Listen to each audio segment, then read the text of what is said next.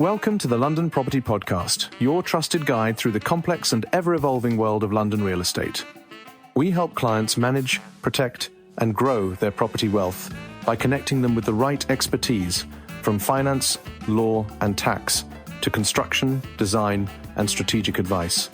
Through conversations with industry leaders, we bring you clear, practical insight into the trends, challenges, and opportunities shaping the market. Let's dive in. Welcome to London Property. I'm your host, Farnaz Fazaipour, and we're delighted to welcome back to the show Mark Guarantor. Welcome back. Thank you very much. So Mark and I go back a long time. We both started in rentals decades ago. So This conversation is very much a lettings rental reform discussion. Yep. And hopefully we have some views that show both sides of the story to our listeners. Yep. And I know that when the rental reform first came about, my opinion was, what's the big deal? If you're a rental investor, you want people to be there for a long time. Yep. And I don't see anything wrong with it. Nope. I now have a completely different view, but I'm going to let you go first. So thank you very much for having me. My honest view is I don't see any problem with it in principle. I think a lot of people don't understand the background to it. So number one was things like upfront payments. There were lots of people, not in London, not our types of tenants, but single mum working at Tesco's with 3 kids, living in, housing, landlord insisting on a year up front. She's getting it from a doorstep lender. I heard one case where they were paying 15% interest a month to get a year up front. Clearly that's outrageous and the government wants to stop that. I fundamentally, as an investor, totally agree. I want someone to say 10, 15, 20 years as long as I own it. And the government allows selling, using it for your own use. Actually, I don't find that bad at all. It's fine. Yeah. Where I have issues is around the effect that you have to give someone a year if you're trying to sell, and you can't sell and put it on for sales and rentals.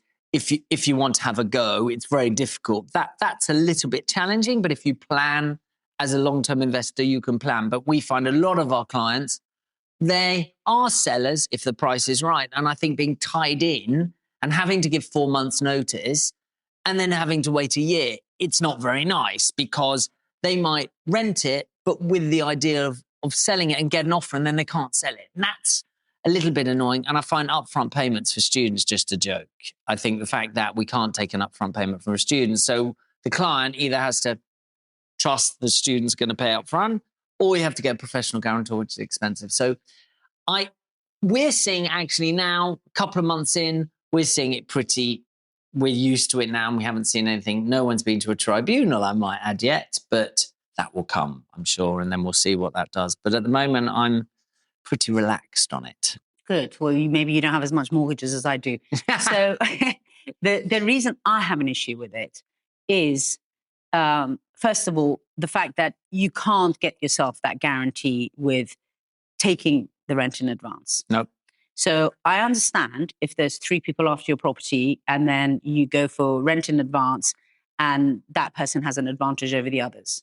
But when there aren't people bidding against each other and you've got someone who can't prove their financial history, not taking the rent in advance puts you in a position that if you are a landlord with a mortgage and that tenant has bad intentions, then you're in for 6, 7, 8 months before you can get them out. Look, there are a couple of other issues. I mean, let me start with that, actually. So first thing is, the tenancy actually is now 3 months notice you have to give. So that's one thing to bear in mind. So 3 months notice, tenants in arrears. Old-fashioned tenancy agreement is said, we sign, we date it, we exchange it, but I don't hand the keys over because it's not a formal agreement until I've got the deposit and the rent. Today, that's no longer the case. The case is I sign and then I say, can I have the money? So those tenants that are unscrupulous, like you say, they go, I'll sign. Where's the money? They just tip up at the office, give me the keys. And you have to give them the keys. Now I have to wait another month, because they have to be 3 months in arrears, to start possession to get them out. That's pretty shocking. And that's from the start. At the moment, that can happen if they're paying monthly and they stop after a month. But previously, I meant, but now you're stuck where you could have no money. I've heard one case where it's already happened. Not to us, thank God. So I think that's one issue to bear in mind. Second thing, you're right, talking about upfront payments. So a tenant can voluntarily agree to pay a year in advance. So we do a lot with Chinese students, and we have about 400 living across our group. They all come through usually education providers or introducers in China that bring them to us. They've all paid a year after they've moved in. We are still seeing it now where they come and we say, we're very clear, this is a monthly agreement. The tenants agreement says monthly, and they're saying we want to pay the year money in advance. Can we still pay it? And we say, you can't, you've got to pay a month now. But then after they move in and they're paying, we're seeing lots of overseas students still doing that, but they don't have to. That's So the problem. the problem that you're talking about is you're agreeing to a tenant who doesn't pay up front, and that's a problem. But you can still get a guarantor. So today we insist on a UK guarantor if we can. If they don't, they're coming from Saudi Arabia or China and they don't have anybody, then there's professional guarantor companies, but it costs the tenant 3 to 4 weeks rent. Now, for me, the government are trying to say, we're helping tenants, helping tenants, helping tenants. And now what they're doing is they are prejudicing against overseas students or young British people that can't afford it. You know, if you're coming from where your parents are renting, how can they possibly act as guarantee for you to rent a home in London? They can't. So actually, that's trouble. That's a bit of a trouble. And I agree on your mortgage. I don't know what you do if you have to fill the home. Well, going to the mortgage now. So obviously, once it all became a reality, then I think we're looking at the fine details in a lot more kind of forensically than we did before. So in my case, I thought, all right, so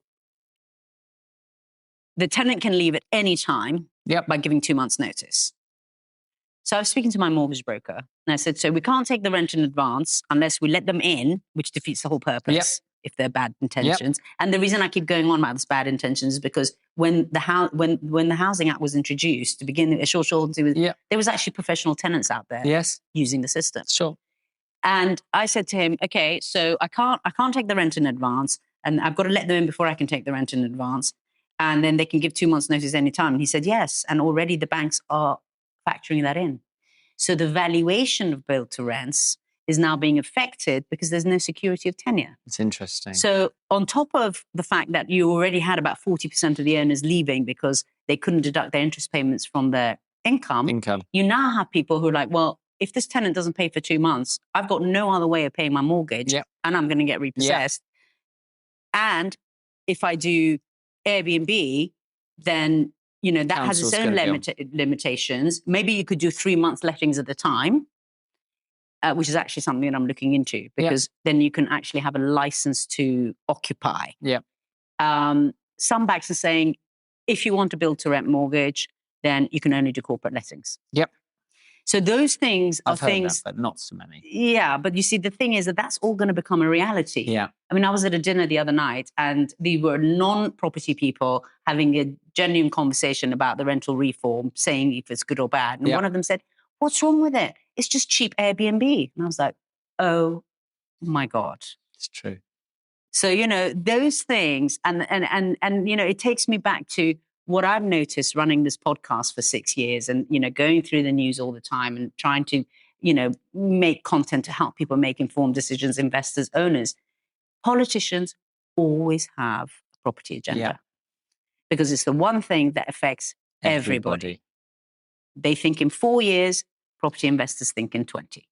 And there we are. So now we've got this situation where, in one of our own properties, somebody wanted to pay a year in advance.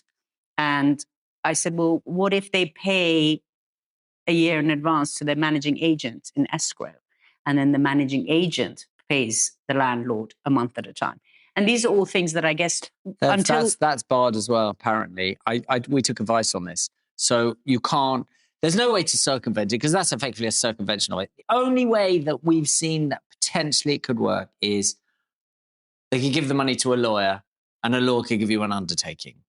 Because the law is giving an undertaking on fees. But you're not going to have a 22-year-old, 23-year-old working here or studying here who's going to use a lawyer and pay them a couple of grand to give an undertaking and give them a year's money to release it.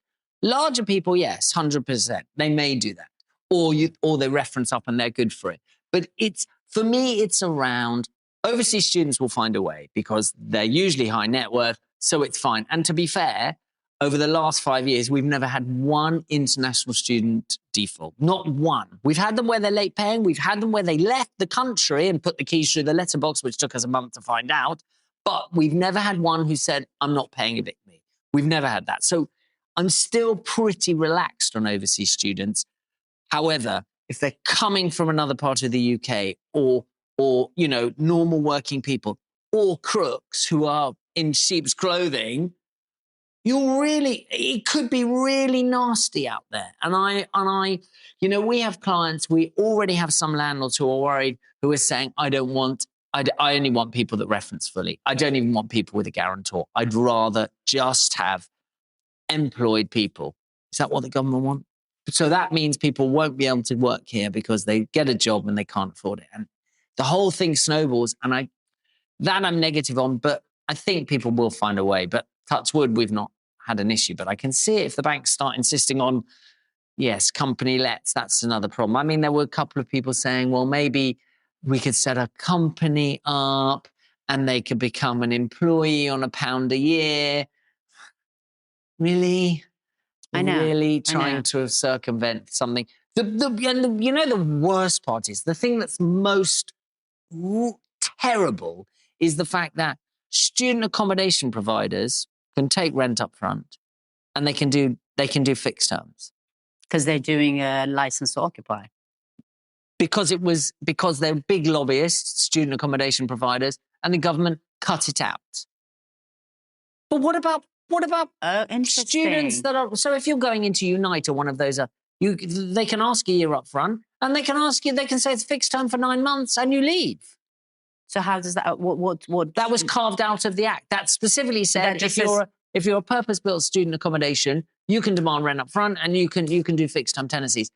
But if there's not enough student accommodation, which we all know, there's not enough halls and there's not enough purpose-built student, lots of people go into homes, which is their prerogative. But why is that? If they're a student and you have a student certificate, you should be able to do that. And I was at an event about a month ago and Permanent Undersecretary was there who was actually taking some questions.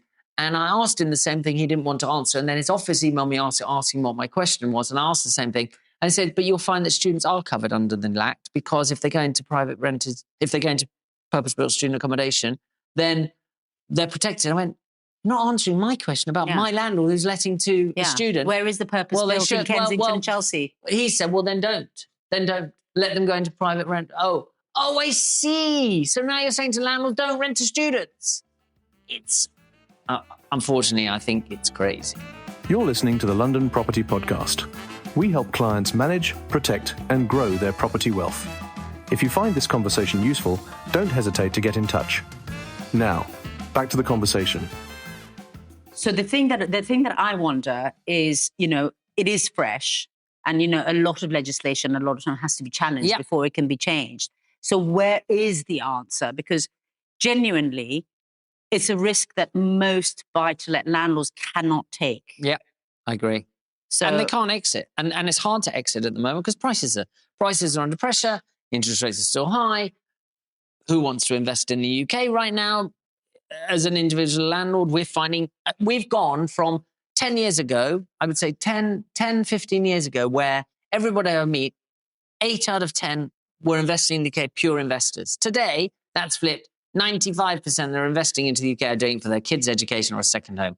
5% are investors. And they're from places like Turkey, where they're not doing it purely as an investment, they're doing it purely as a way to ring fence their money. So with a lack of investors, and quite a lot of landlords, lots of talk of them leaving. And if they're put under pressure to leave, they will then have to exit because they don't want these risks and their mortgage company is saying, get out. That will put further downward pressure on pricing. And so I see people looking to exit. I mean, I'm saying to anybody now, you must be mad to exit because I think we're in a terrible market. I think this is a fantastic buyer's market. That's very true. That is very true. But we do have, and I like to think that markets will always find a way. And, I'm dedicating so much of my brain time right now into figuring out what is that way. Well, how does Airbnb get away with having tenancies? And that's where they don't do tenancies. Well, they do the license to occupy. And the license to occupy works if you're giving a service. So you could have a cleaner once a week, then you're giving a service. Including the bills. And maybe, that's where people are going to have to go. But the problem with that is that works. But remember, short-term letting in RBKNC, Westminster is not allowed over a certain number of days. So therefore, what do? You're going to do 3 months and then 3 months and then 3 months and then 3 months. And you've got to include a service. Yeah. Including the bills is an issue, which I just found out myself because, the councils, if I pay the bills on my flat and I rent it out, so I've got a couple of flats in Kensington just around the corner, and I rent them both out. They're both rented. One I Airbnb some of the time, and when it's vacant. And secondly, the other one I let long term, but I pay the council tax because I had a tenant years ago who didn't pay the council tax, so I was nervous. And I pay it. They both hit me with a 100% charge and said, but you're paying it, you must be using a second home. I said, you must be joking, I'm renting it. Right. And they said, prove it. So I had some tenants agreement.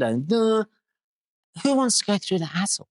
I mean, it's all hassle and pain. But you're right. There are going to be that license to live there. But I imagine it will get challenged because you'll do 3 months and then 3 months and then 3 months. And then they'll go to tribunal and say, I'm living there long term.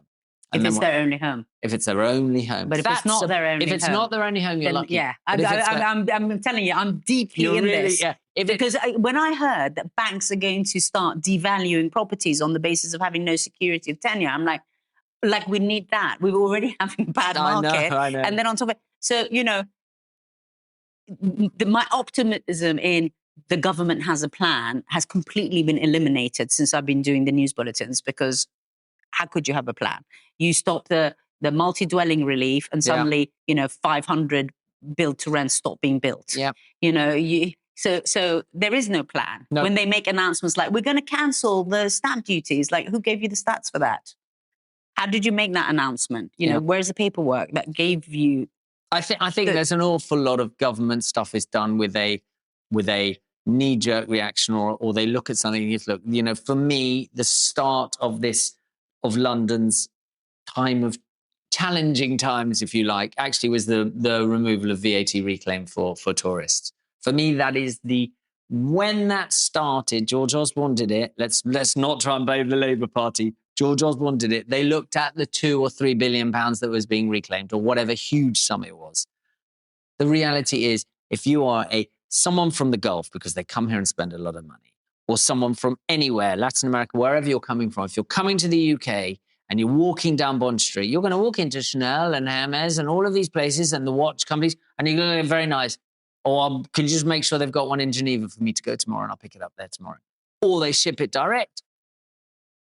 But the problem with that is it's all very well if they're walking up and down, because Chanel and these people, they don't care about where you spend the money, because if you spend it in London or Paris or Tokyo, they don't care. So everybody wants on the biggest reclaim. The problem is we started seeing the first year after it came in, less Gulf families coming. Certainly not all of them, certainly not for as long. Last year, lots of them went to other parts. We had one big family. Every year they used to take a floor at the Dorchester for a month. Last year, none of them came. None of them came. And so I got no answers on their house or their flat that they're renting. But the fact is, they didn't come. Not the shopping. They don't spend money in the hotels. They don't eat in the restaurants. They don't go in taxis. All of these industries have been here heavily affected. And when they're here, they think, London, I love London, walking in the park, I want to buy something. And it's that sending them to Paris and Madrid and Geneva, that's where they focus on. And London is only focus. It's a lovely place, but you need people to be here and see it. And I think that is when the market started to turn. That non-dom change status is a big issue. And I think interest rates is another issue. But that was for me as a turning point when we started to see the market become much more challenging. And I'm saying today. I take it back to, I think, was it 2013? When they looked at number 1 Hyde Park and went, what's going on here? In the news, they say everything's selling for hundreds of millions and 50 million and 80 million. There's and we're no seeing stamp duty. No stamp duty. We're seeing no council tax. What's going on here? And I think that's where they started to really focus in on what are these non-doms actually doing? What's actually happening to London property prices, because they don't care if they pay 5, 6, 7,000 pounds a square foot. So there's been it's almost been like a really bad, perfect storm. Yes. It's like one thing after another. And when I speak to non-doms who have roots here and have lived here for 20, 30 years, they're all desperate to come back. Yeah. And I think at the drop of a hat, I mean, I know there's talks of this golden visa, but I think at the drop of a hat, given the opportunity, they'll come back. People love it. I think that's what London, I always think the good phrase is London is always London. It has so much about it. And yeah, lots of people went to Dubai, and Dubai I love, right? I go there 7-8 times a year because we have an office there. And I think it's fantastic. But would I want to live there? You must be joking. I mean, and I really like going, but I couldn't live there. And London has so many advantages, but the non-dom thing for me is a huge issue because it just removed people at the super prime end. And there are large transactions still happening at the moment, but there are just fewer. And people would love to come back. But if the government don't change it, and there's no appetite to change it. I don't think there's going to be an appetite to change it now. I don't think there's. Honestly, I'm now unfortunately thinking that when it comes to property policies, there is no policy. There is no. It's all personal agendas, and personal agendas without any thought process behind it. Not recently, about a year and a half ago, I came across the British Property Federation. Yeah. And I was like, why can't people know about the British Property Federation on a more widespread basis? No. Because I guess, just like the student accommodation was carved out, they must have played a role in that. Yes. Because it's going to block investment from coming into the UK. But if the British Property Federation were actually a lot more mainstream, then people like us would be able to say, wait a minute, this white paper that they've got out right now is not going to work for all of these reasons. So we need to kind of have a really direct line to that layer between us and Westminster to actually give industry feedback before we're all paying the price. You're right, and I agree with that. But the problem ultimately comes is that process is so drilled down. They don't go into the minutiae. And look how many prime ministers we've had. Look at, God help us, how many housing ministers we've had. I think housing should be up there with Defence and Home Secretary. 1 in 8 people are related to working within the housing. 1 in 8 people in the UK in some form or other are working with their housing. Everybody needs a home. We're not building enough, and we've got the incentives are almost not there. You've got big developers, Barratt Barclay recently putting out about there's no incentive to build now. I mean, planning is ridiculous. They've tried to help with planning, but you've still got Barclay scheme. I think the most interesting is Peckham Town Centre, which got objected. They're regenerating a town centre. They'll do lovely gardens. They'll gentrify it, make it really nice. They got objected because one of the towers is overlooking a historic building, and it's not a lovely historic building. It's a clock tower from not very nice, from a long time ago.